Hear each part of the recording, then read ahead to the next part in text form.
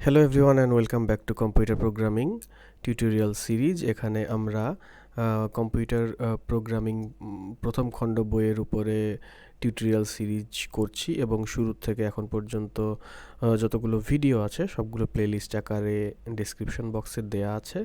তো আর কথা না বাড়িয়ে আমরা আজকের পর্বটা শুরু করে দিই।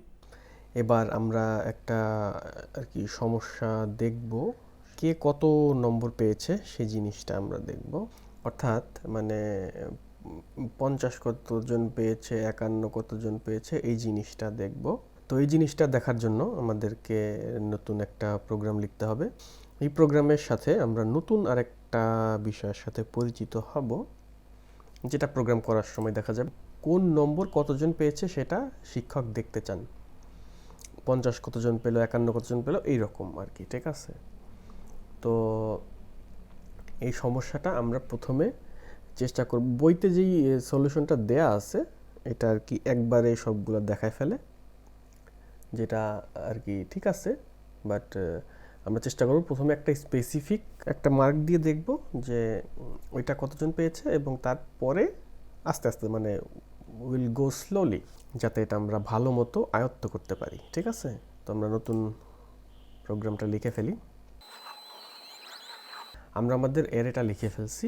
আমরা 40টা আর কি এলিমেন্ট সহজেই অ্যারেটা। এখন আমরা এখানে অলরেডি মার্কস এবং আই নামে একটা ভেরিয়েবল নিছি। আমাদের আরও একটা ভেরিয়েবল দরকার হবে, সেটা আমরা দেখব। তো এখানে আমরা প্রথমেই লুপ চালাবো for I is equals to 0, I less than 40। I hope যে এটা আমরা এতদিনে বুঝে ফেলছি যে কেন আমরা 0 থেকে শুরু করে লেস দেন 40, কারণ 0 থেকে 39 পর্যন্ত ইন্ডেক্স নাম্বার, আমরা সেভাবে নিব। এখানে লেখার আগে আমাদের এখানে নতুন একটা ভেরিয়েবল নিতে হবে, কাউন্ট। এই কাউন্ট ভেরিয়েবলটা অনেক ফিউচারে অনেক কাজে লাগবে প্রোগ্রামিংয়ের ক্ষেত্রে। মানে কাউন্ট আমরা কেন করব, যে কোনো একটা জিনিসে হিট করলে সেই কাউন্টের ভ্যালুটা আমরা বাড়াই দিব, ঠিক আছে? শুধু এটা করলেই হবে না, আমাদের কাউন্টের একটা ইনিশিয়াল ভ্যালুও দিতে হবে,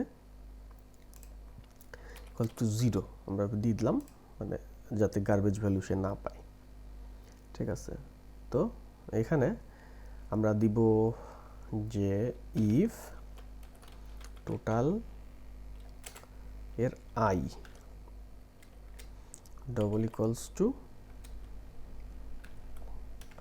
হচ্ছে গিয়ে মার্কস।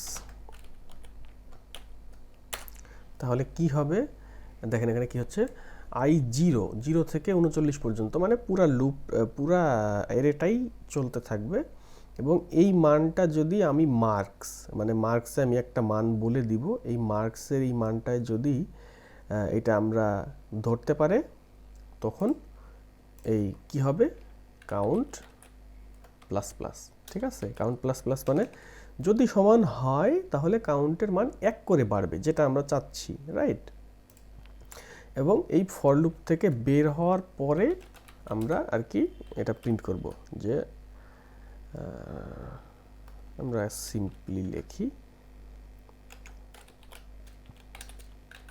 কাউন্ট, ঠিক আছে?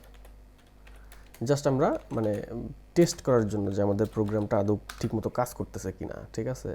তাহলে আমরা প্রথমে যে কোনো একটা র্যান্ডম একটা নাম্বার নেই। আমার মনে হচ্ছে যে শুরুর দিকে নেই, হ্যাঁ, যে 94 নাম্বারটা একবারই আছে প্রবাবলি, দুইবার আছে।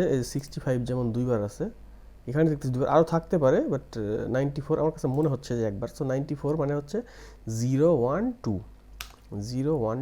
2 পজিশনে একবার আছে। তো মার্কসের এখানে আমরা মার্কস দিয়ে দেবো, মার্কস ইকুয়ালস টু 94। যে 94 কতজন পেয়েছে এটা আমরা দেখতে চাই, তাহলে দেখি তো হয় কি না। দেখেন 94 একবার পেয়েছে, রাইট?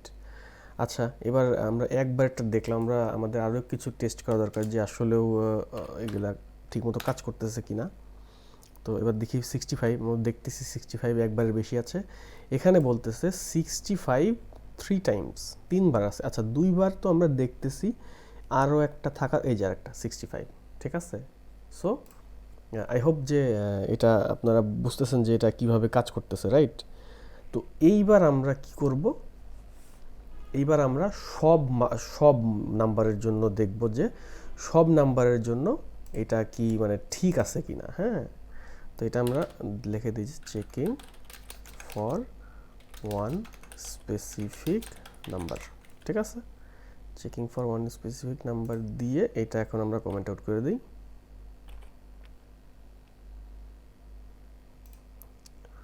এটা আমরা কমেন্ট আউট করে দিলাম, এটা হিডেন থাকবে। ঠিক আছে, এখন আমরা মানে একটা নেস্টেড লুপ ব্যবহার করতে হবে। ঠিক আছে, সো ফর আই, আচ্ছা ফর দিতে হবে হচ্ছে গিয়ে মার্কস ইকুয়ালস টু 50। আচ্ছা, মার্কস ইকুয়ালস টু 50 কেন দিচ্ছি? আমরা যদি বইতে ফেরত যাই তাহলে দেখবেন যে এখানে লেখা আছে যে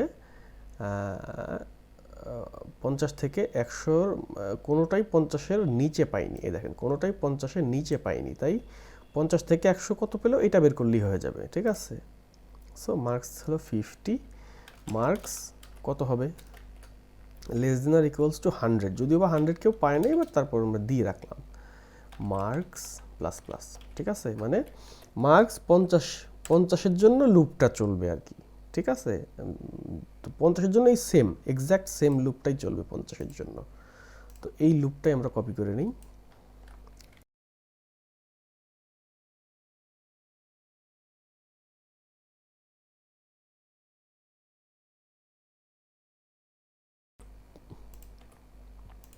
ওকে, আচ্ছা এখানে দেখি আমরা কী হচ্ছে, ফর মার্কস 50, তো মার্কস 50-এর